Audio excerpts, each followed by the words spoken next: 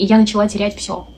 Смысл жизни, радость, задор, никакие путешествия, свидания, материальность меня не радовала. 25 лет у меня был один мужчина. 25 лет. Всем привет! Сегодня у нас подборка видео, когда женщина в очередной раз страдает без мужчин. Поехали. Признаться, но я правда, будучи психологом, проявляла свои здоровые отношения, которые выстраивала 20 лет, погнавшись за пластиковыми ценностями Инстаграма. Я впустила в свое подсознание мысль, что единственный критерий, по которому можно определить, насколько мужчина тебя действительно любит, это финансы, это бабки, это, сука, траты. И неудивительно, что если ты любовь, нечто духовное, нечто глубокое между двумя людьми меряешь финансами, меряешь нечто материальным и более простым, чем чувство, тебе всегда будет мало, ты всегда будешь хотеть больше. И я высасывала из моего мужчины силы, высасывала из него жизнь, пока он полностью не опустошился, и я его покинула. И я думала, что я победила, и я пойду сейчас налегке, встречая других мужчин, полных ресурсов. И это действительно было так. Но в этот момент я полностью сломала свои ориентиры. Я сломала все, во что я верила. В долго, навсегда, и в горе, и в радости. Я все это сломала себя. И я начала терять все. Смысл жизни, радость, задор, никакие путешествия, свидания, материальность меня не радовала. И сейчас я намерена это исправить. Ну вот вам и психолог, да? Вот вам и психолог, какой-то не сильно квалифицированный походу. Но самое главное, она же осознала, да, что вот эти все инстаграмщицы, тиктокерши, в принципе, одно и то же, это все бред. Слушать их, что бабки, бабки, бабки, мужчина только должен давать бабки, да и вообще вот это вот слово «должен» в современном мире любого мужчину бесит, просто вымораживает, бесит, когда тебе говорят «ты что-то должен», а при этом, когда ты говоришь в обратку, а что ты должна, или вообще, что ты тоже должна. Понятно, что если мы говорим за здоровые отношения, у каждого есть свои обязанности. Это и можно назвать должен. У мужчины мужские, у женщины женские обязанности. Но, как правило, они же по-другому поют. Типа, нет, ты вот, я королева, ты мне подношение делай, а я буду это все просто с радостью применять и ничего не отдавать. Ну, такое. Ну, хорошо, что это осознала, конечно, психологиня. Девочки, сейчас я вот, наверное, хочу высказаться, да, там, сама, наверное, перед собой, и оставлю это видео в ленте для самой себя. И с вами, наверное, хочу поделиться. И если раньше, еще несколько лет назад, я говорила, да мне никто не нужен, да нахуй мне мужик, я сама все, я буду зарабатывать, и да я зарабатываю, да я вон дом отгрохал, да это 5-10. Нихера, девочки. Вы знаете, чего хочется?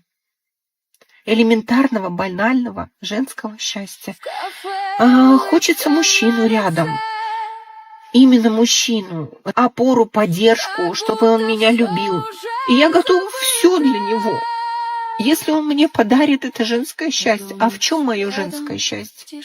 Вот чтобы вот мы вместе, вот хуёво нам вместе, херово там что-то, а мы вместе это преодолевали. И вместе за руку шли до конца жизни.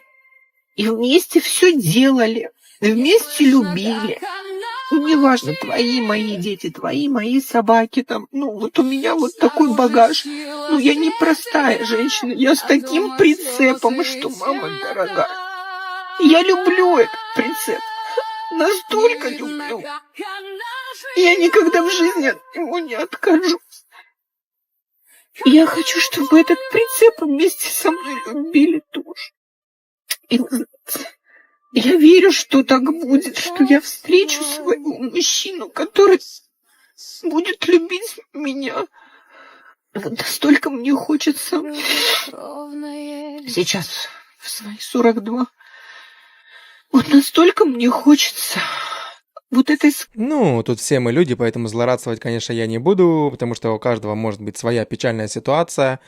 Но если так подумать, ну вот, да, 42 года, хочет просто простого счастья, ну вот просто поняла, да, пройдя через, там, может, думала раньше, что мне надо, там, не знаю, дом купить или машину, или какая-то еще фигня материальная, но если так логически рассудить, да, людям для счастья этого не нужно. Это мимолетная эмоция. Купил ты машину, это мимолетная эмоция. Потом ты, какую бы ты ни купил, ты привыкаешь, человек такое существо. И для него это норма, и он уже хочет другого чего-то, получить другую эмоцию. Дом купил, или шмотки какие-то, или съездил куда-то. Это все такое. А вот надежного человека рядом ты не купишь, конечно. И да, вот это вот истина. Кто бы это ценил, да? А то ж люди на эмоциях раз, все, разбежались. А потом вот так вот плачутся на камеру. Ну, вообще, я говорю, да, есть же, когда сами там вообще все это попортят, как та психологиня он. И потом плачется на камеру, что вот, хочу я просто обычного женского счастья, больше нифига мне ничего не надо. Я думаю, нормально адекватные мужчины хотят то же самого. Просто мужского своего счастья, но в том плане, чтобы была нормальная рядом. Ну, для каждого оно свое, да, на вот эта вот грань нормальности. Но вот, кто какую хочет там рядом, но если мы говорим за нормальные именно семейные отношения, потому что все равно человек существо социальное, и ему, ну, так вот по природе, чтобы он был прям совсем одиночкой, он не будет. Он все равно социальное существо. Но я имею в виду, даже если он один живет, но он все равно коммуницирует с другими, все равно проводит время с другими. Он единственное, что когда, в общем, если он отдыхает дома, то он может пока временно быть один. И то сейчас, пока ты даже один дома, даже если живешь один, ты один хрен берешь, либо ноутбук открываешь, в соцсетях втыкаешь, видосики смотришь, либо что-то еще, либо в телефоне с кем-то коммуницируешь. Ну, то есть ты один фиг на связи. Есть что покушать дома, нет? Нет, я ничего не готовила. В смысле не готовил? Вот каждый раз я с работы прихожу, ты опять ничего не приготовил. Дома что сложно было убраться, вот такой бардак в коридоре. Что опять у тебя лицо такое? Мне тревожно, у меня панические атаки. Ну, хватит уже придумывать. Ты на работу устройся, на работу ходи. Я не знаю, все люди ходят нормально, напридумывала себе. Ну или скажи, что работать не хочешь тогда. Уроки ты хотя бы сделали, нет? Что не делать? Ну давай сейчас я буду садиться со всеми уроки делать. Я тебе еще раз говорю, сходи нормально, я не знаю, проветрися, с подружками погуляй, на улицу выйди. Что ты дома-то сидишь? Ну, тут в целом, да, у мужа уже негатив прям накопился, потому что, видимо, это не первый день происходит, и, возможно, опять же, мы не знаем всей ситуации, возможно, она по-своему там симулирует, просто ничего не хотя, не делая, и так далее, так далее. Есть же так вот действуют люди, это касается всех, и мужчин, и женщин. Если так что-то их заклинит, и они как-то себя вот так вот ведут. А он уже просто, уже у него негатив скопился, и он уже начинает на нее вытравливать, ну, потому что, естественно, любого это выбесит.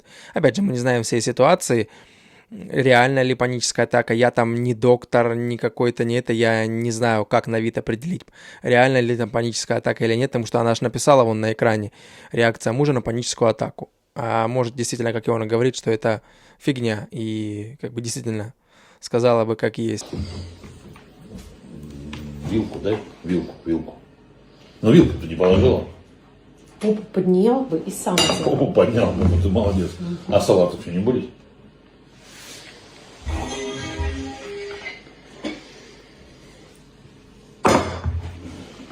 Отлично.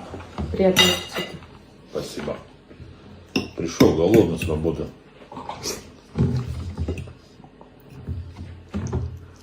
А можно нормально как-то культурно кушать? Ну, я что-то культурно ему. Салфетки. Ну дай салфетки, принеси туда салфетки. Ну где салфетки? Ну. Жень, ешь культурно. Салфетки не Или понадобятся, мне руки об стол вытирать. если изначально не свинничать, понимаешь, салфетка не нужна. Ну как? Ну а как можно мясо брать тогда, я не пойму. Вилочкой, маленькими кусочками, 30 раз пережевывая, Ну, то есть вот так, Женечка. Да. Понимаешь, просто неприятно сидеть, когда рядом свинничают. А, хорошо. Ну, ты же культурный у меня. Мгм. Какой бы голодный не был. Из-за стола нужно выходить с маленьким чувством голода. Я понял. Ты вообще могла погореть? Все, ешь молча. Ешь молча. Ну ты погореть могла? Я сготовила 3 часа назад, она теплая еще. Горячая пища вредна для пищеварения. 3 часа назад? Горячая пища Да вредна. она холодная. Я забочусь о твоем здоровье, понимаешь? Спасибо. Поэтому будь культурным мужчиной, ладно? Я у тебя В моей всегда жизни. культурный. Ну, конечно, офигеть, что у него за жена. Но он, по крайней мере, да, походу терпит. Походу есть за что, наверное, ему терпеть ее. А так, конечно, выходки ее не разогрела, не то, как собаки как будто бы кидает этот, то на тебе вилку, то салат. То прям вот видно, что, ну, как бы бесит ее вообще в целом. Просто голодного мужа накормить, который, если он ее полностью обеспечивает, и она сидит дома, только втыкает вот так вот телефон, то это уж совсем хреновое поведение с ее стороны. Понятно, что не мне судить, но да, со стороны это полная фигня. И такое бы я бы точно не терпел, конечно. А то все это апеллирует тем, что да, я о тебе забочусь, не ешь как свинья, типа и так далее, и так далее. Да что ты сидишь вообще рядом тогда, что ты трешься там? Иди на диван на какой-то телек втыкай там или что-то. Я спокойно посижу после работы и как-то, да, повтыкаю сам с едой и да вообще и в общем. А так, если вот такое, как по мне, отношение, то лучше один. Лучше один, потому что лучше я уж сам приду с работы, заранее у меня там уже я знаю, что у меня наготовлено, приду, разогрею, либо сейчас уже все доступно, даже ты можешь горячую заехать, еду взять, либо там курьера вызвать, он тебе прям горячую привезет. Ну, как бы понятно, что бывает, что они привозят не очень там что-нибудь, да, ну, я имею в виду, доставят как-нибудь, все сбаламутят, но в общей-то сложности нормально. Сейчас все услуги есть, но хочется что-то этой вот женственности, чтобы именно твоя женщина сделала вот так вот, ну, то есть приятно тебя встретила, посидела как-то, ну, то есть вот это вот проявила вот эту женственность, что ты пришел и ты отдыхаешь дома, на работе ты работаешь, дома ты отдыхаешь, и чтобы, ну, была, короче, что за это говорить, сколько ни говори, все равно будут такие вот персонажи. Я анализирую и думаю, вот почему же все-таки мне все хорошо, а оказывается, вот мне надо вас учить, знаешь, чему? Чему? Уметь быть счастливым. На все варианты, что ты живешь вокруг и имеешь, вот из этого всего крупинкам, по изюминкам собирать и быть счастливым. Что во мне есть, это умение быть счастливым. И когда Маришка говорит, ой, Ален, не говори ты про себя, про твои беды, тебе всю жизнь все завидовали. И я с этой фразой была, почему? И я сделала вывод. При моей тяжбе, тяжелой жизни, почему так мне все завидовали? А оказывается, я умела при всем при этом быть счастливой. Вот оно мне не дано, вот это на блюдечке с голубой каемочкой счастья. А я собирала по крупинкам, улыбалась и говорила, Господи, какая же я счастливая. И сырнички у меня есть, и яблочки у меня есть, и детки у меня есть, и звонок у меня звонит, и со мной все общаются. В моем 87. Моя девочка милая, умей быть счастливой из всего, что ты мне рассказала. Ну да, вообще бабуля такая, видно, ну, мудрая и действительно говорит так, как есть, да. Что это называется такая фраза, что умей ценить то, что имеешь просто, и все. Когда люди не ценят то, что они имеют, им всегда кажется мало, им всегда кажется, что есть какая-то грань, через которую вот надо мне достичь или переступить, тогда уж я буду офигеть какой счастливый или счастливая. Нет. Или там, ну, если мы говорим за материальные вещи или за какие-то еще движения. Нет. Просто умей радоваться тому, что имеешь, да, поэтому согласен с ней. Я хочу вам признаться, я стала суперзависимым человеком от своего мужа. Я мужеголик, он самый лучший человек в моей жизни. Я зависима от него вот по каким пунктам.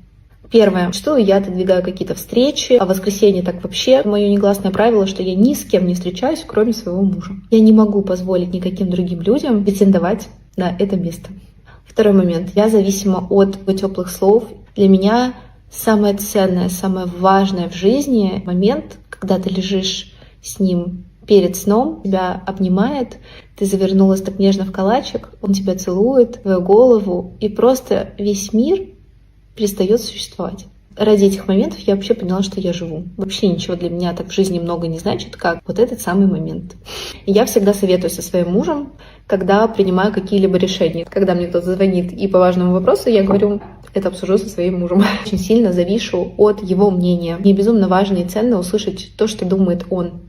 Поэтому, Тём, я тебя очень сильно люблю. Я стала очень сильно от тебя зависима. Ну, так-то молодец. Кажется, как будто бы хорошая, да? Но, опять же, мы не знаем, сколько они там в браке и так далее, и так далее.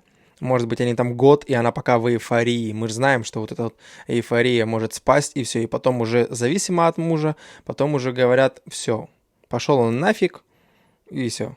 Ну и потом, да, через время осознаешь, что все-таки муж был хороший, и потом записывают уже другой видосик, типа, блин, вот как предыдущие вот эти вот в слезах там, блин, я там разрушила брак и так далее. Ну, а так пока, да, все у нее хорошо, порадуемся. На этом сегодня все. Подписывайтесь на канал, жмите колокольчик, пишите свои мысли в комментариях. Всем пока.